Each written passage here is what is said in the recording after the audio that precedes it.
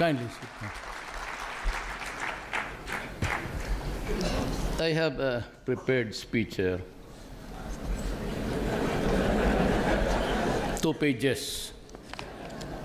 Hindi pa ako.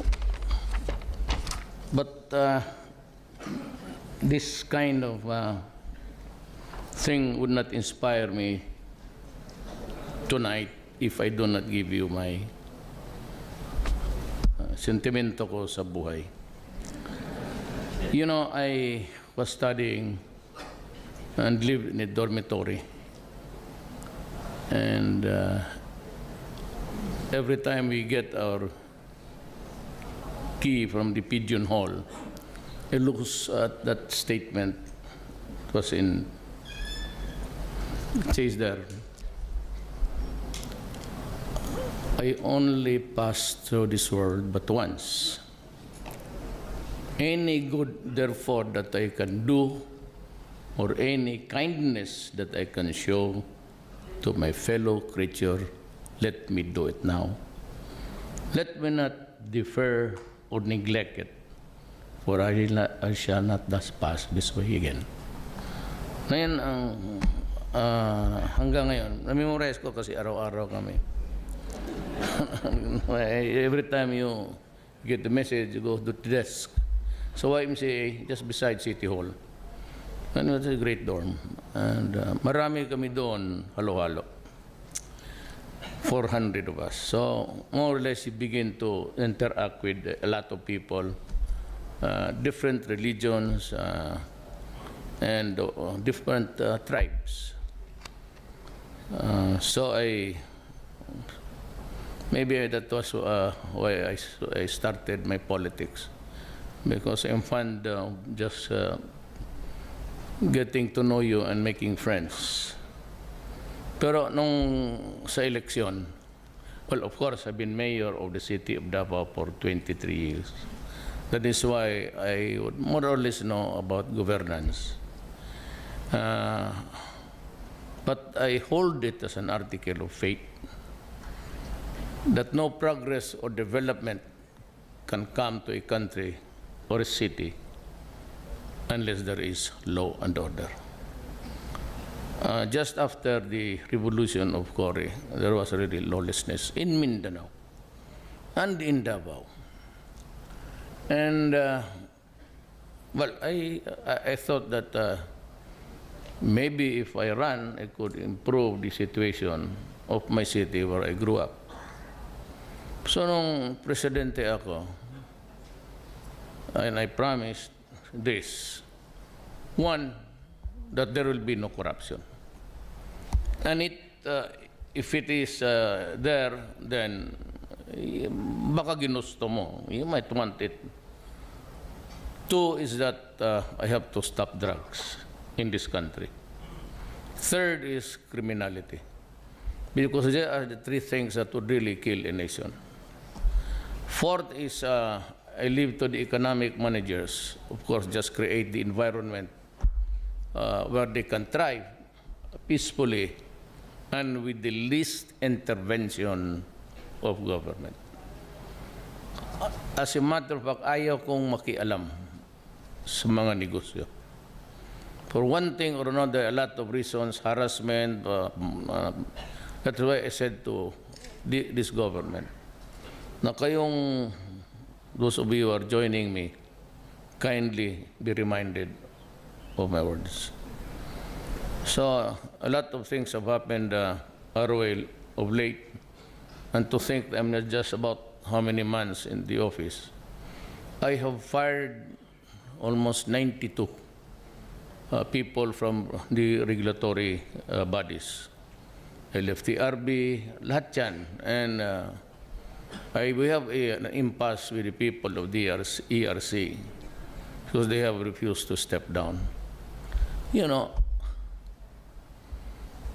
ako yung government worker. I am in charge of protecting public interest. And how can I trust you when you are already there fixing the rates of the electricity that the people use?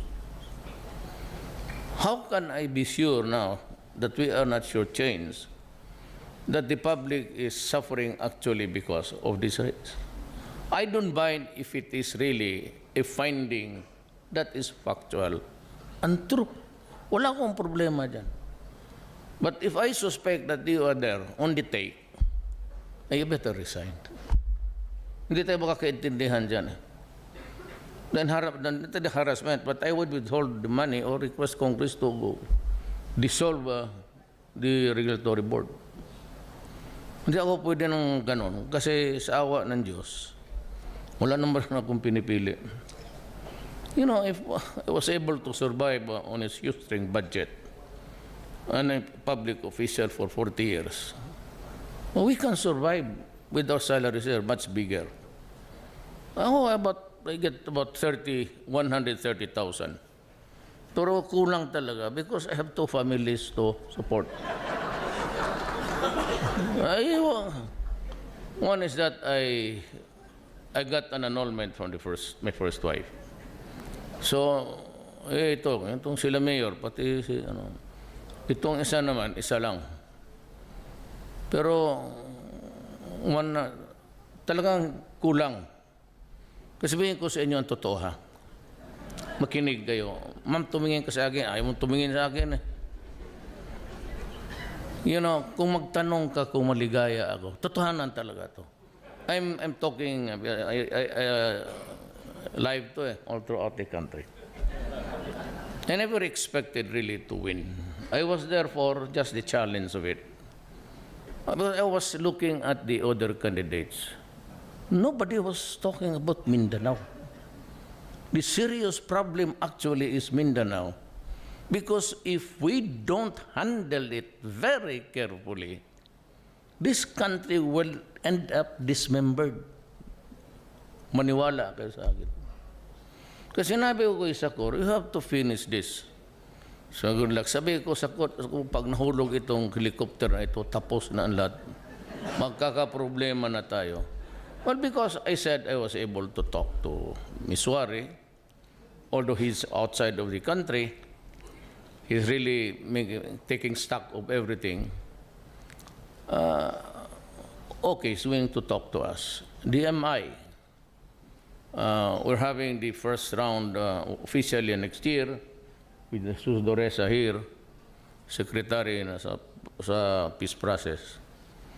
At I hope I said that before the year ends, something concrete and positive will come out.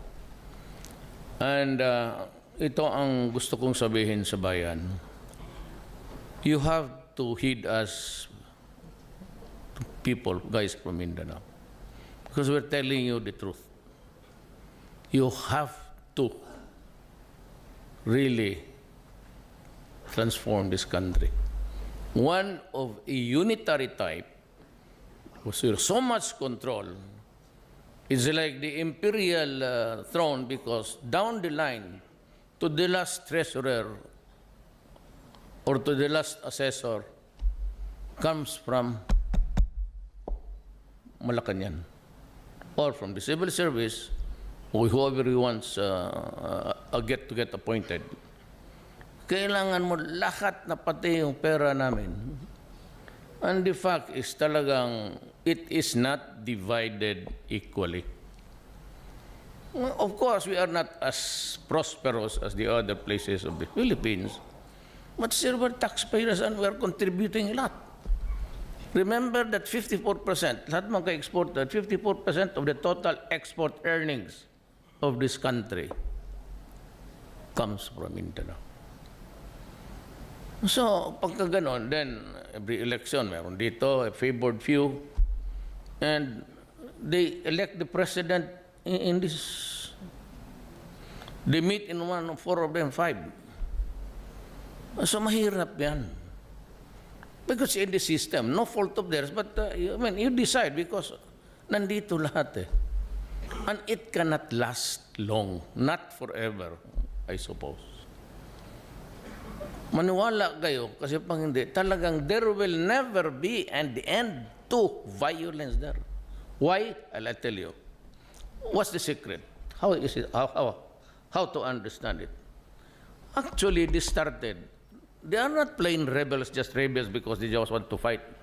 Tatanong ka, ano ba yan sila? Bakit gustong patayan lahat? You know. And even the scholars of the Moro, this is actually a Moro nationalism. People of Mindanao, of the Muslim faith, are really called Moro. Ito sila ang nauna sa Mindanao. Because 100 years before Magellan landed in Leyte, bringing him the religion, Christianity, Sulu and Mindanao were already converted to Islam ahead by 100 years. So when Magellan forced his way into the country and subdued us, they got a nice place because they found in Mindanao, just like the Americans, that there was no typhoon.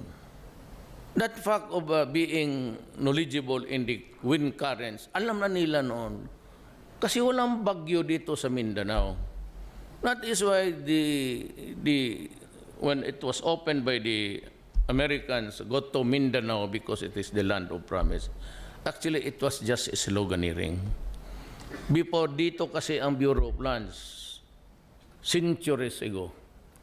And the huge map of the Philippines was here. And they divided Mindanao, and I cannot blame them because there were no people at the time. Yung dito mga Tagalog ang nabigyan. Pare, mayroon doon. We are trying to divide Mindanao. You might want a 24-hour, di ba 24-hour yung 7 homestead. Those were pati yung Torrance title was introduced by the Americans. Now, early on, they wanted to develop the Americans, but they could not find the workers because the Moro would not want to work for the Americans who were Caucasians. And rightly so, the Moro really said that you are invading my country. And so they revolted against the Spaniards. The most that they could do was really yung Spaniards to build the fourth pillar to stop the inroads of the missionaries coming from Malaysia, Indonesia, going up to Mindanao. Yun ang nangyari. So they fought the Spaniards, they fought the Americans, and they are fighting us. Why? Because of this nationalism. Kanila itong Mindanao pati sila. Walang Kristiyanos noon. Everybody, anak o ano ka, anak ka ng whether the Muslim, the Moro of Davao is Kalagan, Kagan, Sama, Puluhano, Tausog, Maguindanao, Iranon. Those were the guys, they're all Muslims.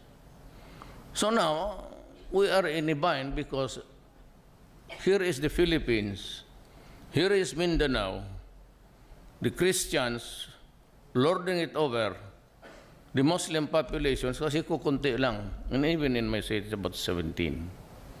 But we cannot really blame them. And so we have to ask for an arrangement where we can live peacefully and live comfortably. So how do we get it? You listen to them. Now they say the barest minimum for Miswari, Murad of the MILF and the rest is really federalism. Then itong mga violent groups, the Maote and itong si mga Abu Sayyaf, will just have to talk. Or it is really a problem also of the leaders of the Moro, please. But at least we give them the hope. Importante yan you give him hope. So that if we go to federalism, it's gonna be something like this. Ngayon kasi, mayor o president, yon. Mayor, governor, these are the powers, 1, 2, 3, 4. Yung 5, 6, 7, wala dyan nakalagay. Those powers, residual, goes to the national, DILG. Ang federal, hindi. These are the powers of the federal setup, presidente na. Ang wala dyan goes down. That is what you call devolution in its highest form. So may control sila. Pakialaman niya, lupa nila yan eh. So if they want to contract with somebody else, let the foreigners in as long as there's a safeguard on everything, taxes and all. Wala tayong problema. Ngayon, they say that Duterte is pushing for the federalism because he wanted to stay in power beyond 6 years. Ladies and gentlemen, may I give you my word of honor. If they can craft, because they have to provide for a strong president because of the distribution of the islands, delikado ka kung a parliament, just like the British, when it was first struck with the violent, yung double-decker nila sumabog. It's a consensual body. Ang ano nila, hindi pa malaman kung ano. But, you have a strong presidential, like France.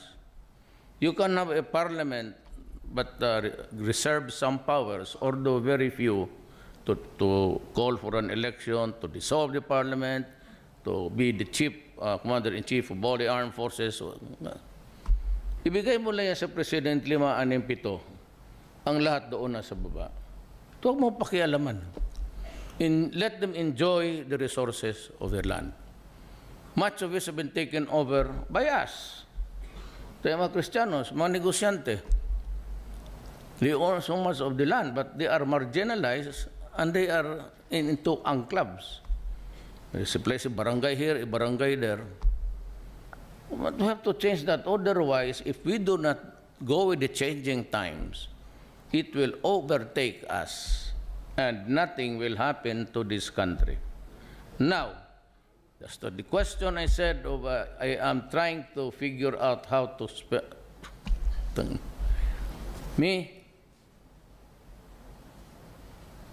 if you can craft the federal type government next year, and submit it to the people for ratification, whether you really know.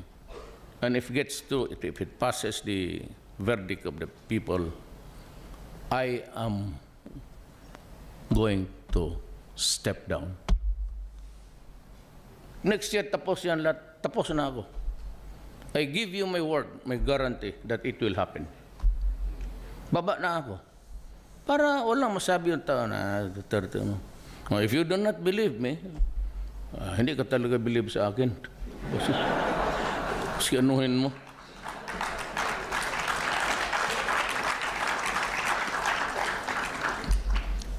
Actually, pero kung magandang babae ka, hindi kita hintuan.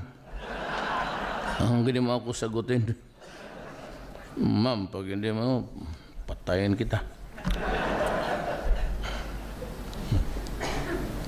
So, ganon. I leave you that message for me. It's actually a moral nationalism. Yung mga abusador as the fringes of a violent world. These are not really the activities, the core of the problem. The core of the problem is we have to have a balance here. The fact that they are willing to go federal means to say that they will accept us. That they will accept, hindi ako kasi ako mistiso ako. I'm half Chinese, half ako, Maranao ang lola ko. But Bisayan yung tatay ko, Cebu. Pero I'm giving you, it's not a ambition. Wala akong ambition. Really, if you ask me, sabihin ko nga, may I pour out, kaya ko sentimento. You think that you see me happy, that, are you happy? Ayan, si Merla. She was with me for the last 30 years. Sayang sa 30 ba? Ambisyoso ako. Sabi ko na, am I happy with this? I will answer you this. Hindi ko kailangan ang trabaho na ito. I will repeat, hindi ko kailangan ang trabaho ito. So that you fix a new constitution a new setup, make the Moro happy. And if it's just a question of the people making a doubt or because I am there, hindi ako ganun. On the third year, that will be half of my term of 6 years, I'll step down. Yun na. Kung sino yung presidente. Walang problema yan. Nasa drugs.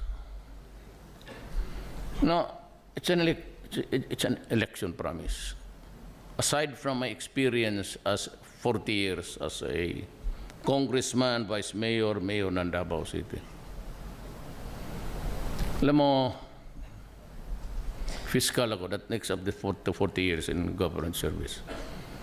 Fiscal ako. Alam ko ang takbo. Whether it's really on trial. Mabili mo eh. You can buy the policeman. Some are corrupt to the core. Prosecutors, judges, and even the prison facility. You can operate your shabu operation inside despite na mayroong dilagang jammer. So, nandiyan ka na sa loob ng prisuhan. Then you are still fucking us. Putang ina. Saan yung? Ito, marami rin ito, pero marami itong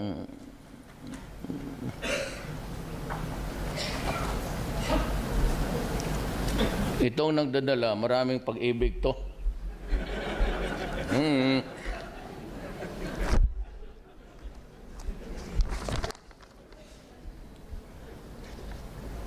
Look at it.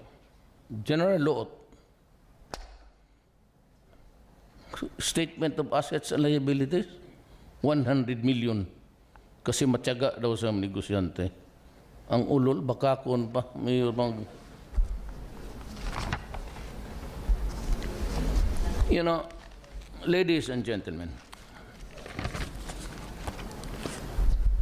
this is the drug industry of the Philippines.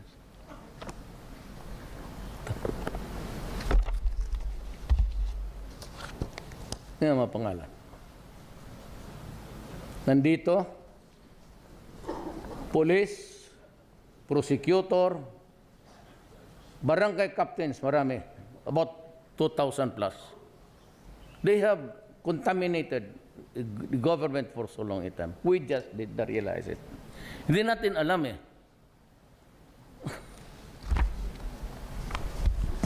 Sus Mario Sep.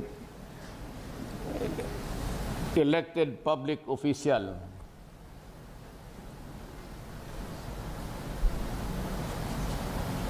Ito, babae ang pangalan nito eh. Pero ito, barangay captain, barangay captain, barangay captain, barangay captain, Soli ko na ito sa iyo. Mag-init lang ang ulo ko.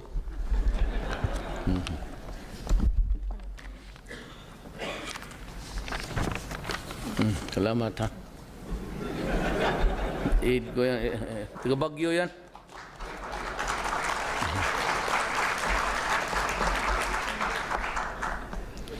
Masaya marami magsabi, maganda lagi yung aid mo. Sabi ko, gago. Hindi ako ng subordinate ko. I don't, that's not my habit. Ito ngayon ang human rights. Not perfectly all right to criticize me. The first survey during the time of General Santiago, PDEA, pegged it at 3 million. During my time, I'm still counting. Hindi ko pa na-release because I'm hitting the 900,000 mark. I know that I will breach that number before the year ends to another 1 million. So dito muna tayo sa 3 million. Nandiyan na yan. Itong 100, itong 1,000. Sabi ko, when I became president, you stop it or I'll kill you. Do not destroy my country. Do not destroy the young, because you will deprive us of a generation of Filipinos. You do that, I will kill you. Here comes now the human rights. Maraming patay. Actually, surprise of all surprises, we did not begin to operate until after I was 2 months in the office. If you'll try to recall, weeks before I assumed the office, there were already many killings. And right after I was elected. And yet, we were not about to start anything. Sabi ko, pag-aralan natin ang terrain. Because sa Davao, alam ko it was serious, but I never thought na nung ako na when I started to squeeze everybody, to my horror, hundreds of thousands of Filipinos were lining barangay hall sa police mag-surrender. And it has reached the 900 million. If you are a president of a country with 4 million shabu addicts, and to think that if you are into that practice, it was the West who made that study that said that shabu user for over a year would shrink his brain and he is permanently destroyed. No hope of rehabilitation.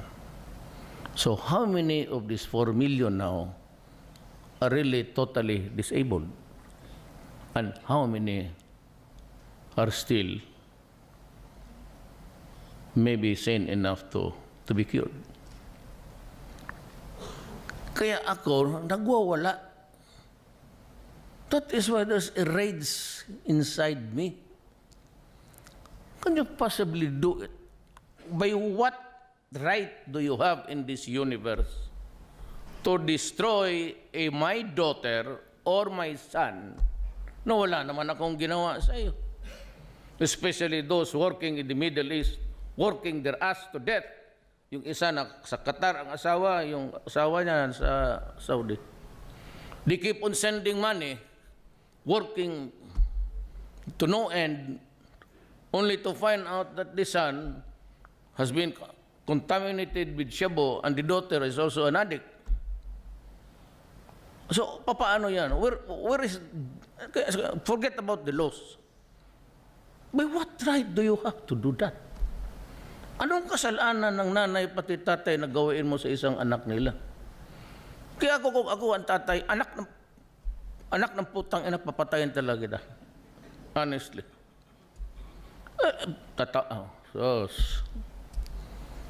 Paano yan? Tapos itong human rights. Well, it is good. What I said, they were already crying when it was not our job to do it, because I said, not now, we have to study the terrain. And you have this udikta, who are holding the sway Western Visayas. The mag-asawa, both husband and wife were shut down in the pier. And we keep on coming about human rights, human rights. I said, I did not have the money. I entered midterm. Wala akong pera. So I just stood there swallowing the mga takot nila, Duterte, and came these foreigners. Mr. Duterte will hail you to the International Criminal Court. So, I'm about to raise the finger, about to give the dirty finger to you. You do not know. Human rights genocide is for the race or religion or a class of persons. You dumb idiots the law does not refer, or whatever that law is, it does not refer to criminals. Come on, man, shut up. Akala ko pa mag-graduate ka ng Oxford, mga Cambridge, mga Harvard. Tala-tala pala kayo eh. Mabuti pa ako dito, local lang. Come on, if it is not... If it is not a crime in my country to say, if you destroy my country, I will kill you. If it is not a crime to state bluntly to you, do not deprive us of the young of the next generation. It is not a crime to say that. Who are you, stupid fool, to say that to me? Di ba iyo, ang abogado nila, that this mayor has been heard openly to kill criminals? Ay God, shut up. Yeah, do your worst. Walang pakialam sa inyo. And this rapporteur, with threatening to come here, come. And said, she wants a one-on-one meeting. Oh, no. You do it in public. I will do it in public. I'll tell you where your garbage comes from. Yung babae, come. Then I'll place a table there, small table, and face-to-face. Let the Filipino hear it. If it is a crime, sige. Tanong ko lang naman sa kanya, well, you came here with facts? Factual, or are you here to confront me with the garbage? I will just simply say, who was my 50th victim? What is or her name? And how old was she? And where did this happen? So, 5,000. So yung ika-5,000, sino yun? Anong pangalan niya? Gaga ka pala. And I tend to be, I'm basta, pinikon mo ako. I'm into that kind of, I come from a level of civilization na hindi naman masyadong, probinsyano lang ako eh. I just came from my province, though I'm a part of the establishment because of being a lawyer, but I came in from the cold. I was not the pareho na ito mga kilala lahat. And yet I won. So I said, what is this? I asked my wife. There is something there that, you got a 4 million. Ulitin ko, dalawa lang presidente ko. Si Jaime Marcos, but a lady from Mindanao. And she supported me, and I won in her province by almost 100,000. And only because she was once upon a time the love of my life. Pero hindi ko alam itong life, chapter pala to. Hindi talaga life na totoo. That's what I'm saying. God must have... So that's it. It will continue on criminality. Itong mga kidnappers dito sa Malacanang, because Shabu is on the way down, it's slowing down a bit. Yung iba are back into the business of kidnapping, mostly Chinese. And what is really very despicable is hingian nila ng ransom pagkatapos patayin pa nila. And you think that I'm happy? So, basta, you do your thing, I do my thing. If we meet in one corner, pasensya. Ganun ang Pilipino. No, kasi hindi, I'm serious as I can ever be.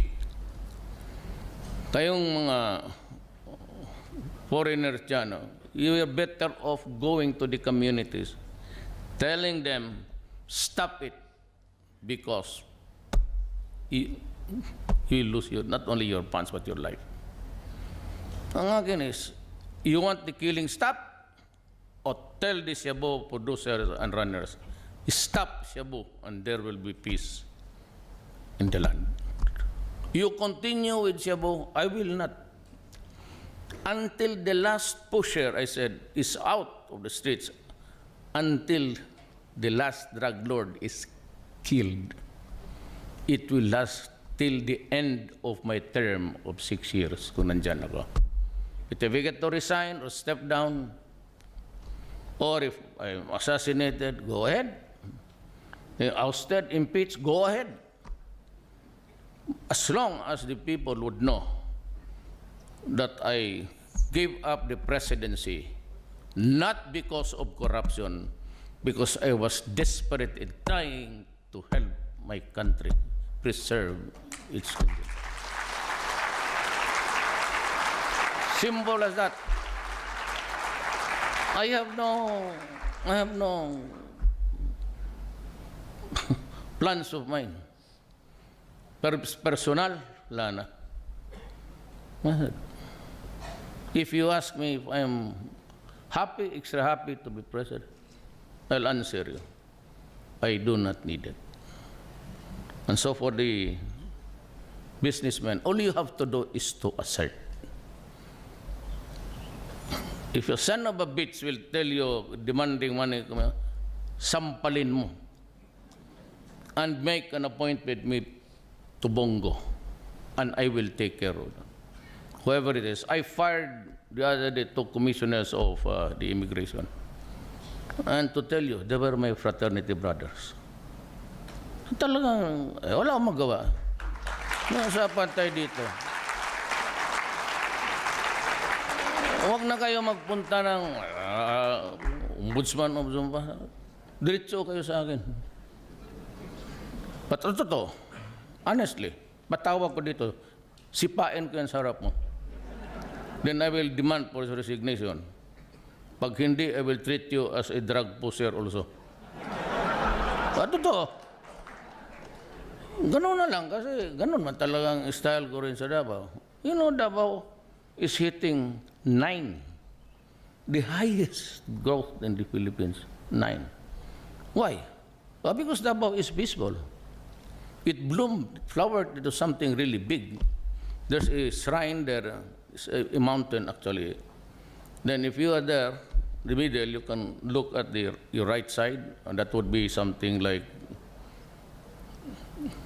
the west and the east dito, kita mo ang development ng Davao. So everybody is happy, and there is there's enough job there. You cannot find anymore because a plumber has to be a plumber. You cannot be a carpenter. The carpenter can do the carpentry works. Most of our skilled Marin. You know what they say when I go there? Mayor, we're just hoping and praying that someday, if you can fix our country, that we can go home and work there and be with our children. Every time I hear those words, every time mag-take off ako galing Laos, Vietnam, were it not for so many guys there sa aeroplano, gusto kong umiyak. Gusto kong umiyak, makikita ko, back home I have to face the problem of law and order, drugs, Abu Sayyaf, and Maute, and they were trying to mount a revolution there.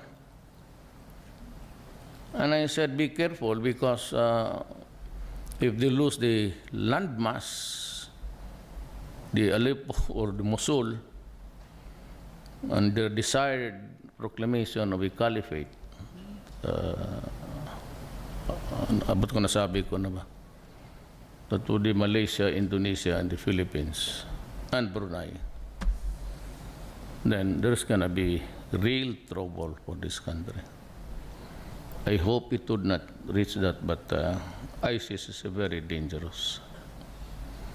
ISIS, I cannot, I am of mixed blood, but I cannot condone their barbaric.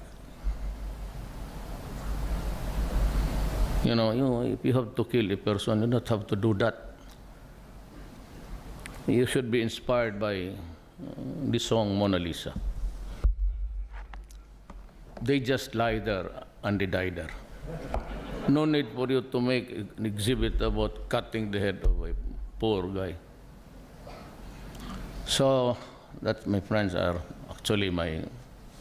Thank you for listening to my outpouring of what. And were it not for a very receptive from the heart. If you do not agree with me, fine. I will not take it against you. But do not engage me in something like question of law. I should know what I'm doing. I never declared, I never declared police punitive action. Right on start, I said, I'm going to wage a war because the casualty now is 4 million. Do I need another year and be afraid of human rights and all of these things? And you are isang ito pang gago na mamatay? Assuming na pinatay. Sabi ko, assuming it to be true. But I said, I believe in the version of the police because the police is under me. And the Justice Department is also under me. If I really wanted to cover up, all I have to do is to say to the agents of the NBI, who is under the Justice Department, to just follow the theory of the police, because they are all theories, no direct witnesses. But I said, allow, file the case. But I will not if it is really proven to me after that investigation report, I wait to read it, that they followed my orders, go out, arrest them, but if they do not surrender and they present a violent resistance, putting in jeopardy the life of the lawman, shoot the idiot. That is my order. And if you get charged in court, tell the judge, I will appear there. It is my sole, singular criminal responsibility, not theirs. They're just following orders. If it's really considered a crime, say I destroy you, then go ahead. But it is not in the revised penal code or nowhere in the books penal statutes of ours. So I said, Republic of the Philippines, go for the federal type, maybe a not so broad one. The United States were here. The Lord did it over for 50 years and lived off with the fat of the land. But when they went out, it was still a unitary type. And to hear them say, we will cut your aid if this thing happens again. Come on, guys. Shut up.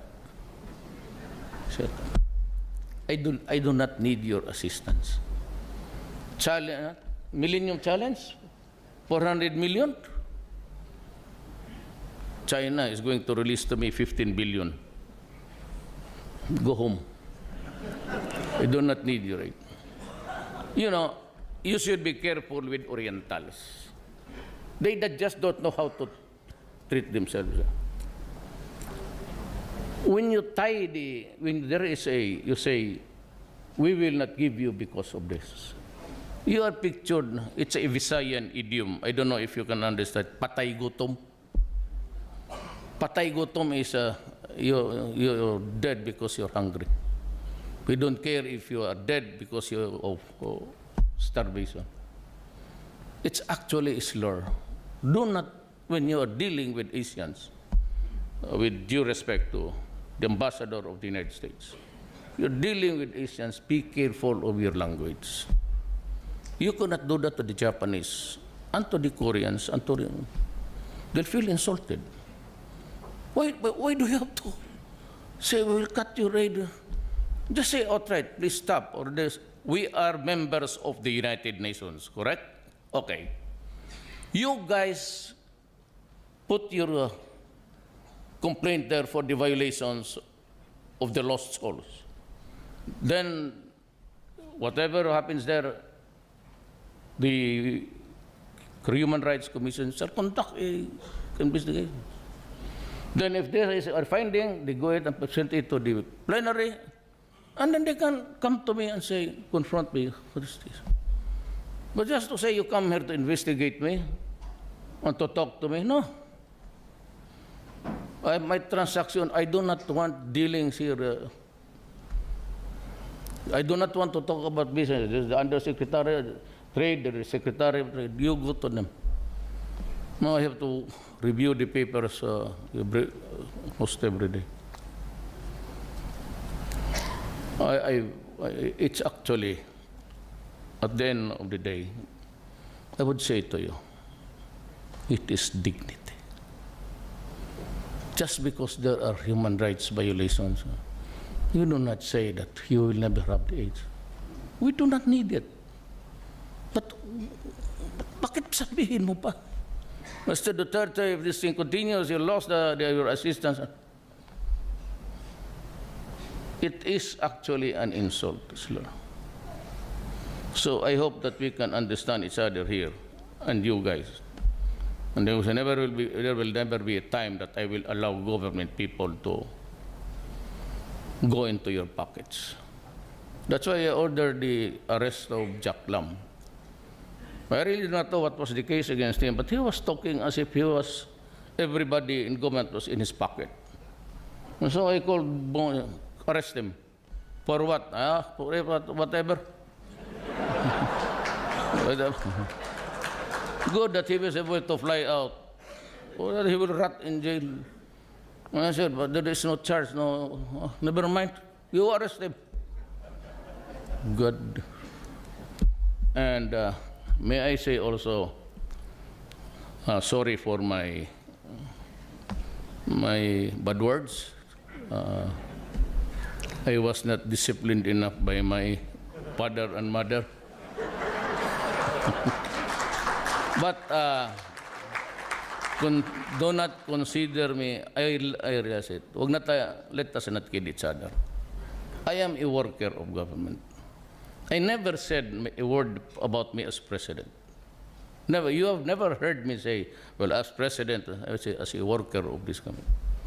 But when I'm elected as president, I have to do this because I have to protect the Filipino. I have to preserve the country. It's actually a self-preservation thing. It does not need any constitution to say to protect your people. Maraming salamat po.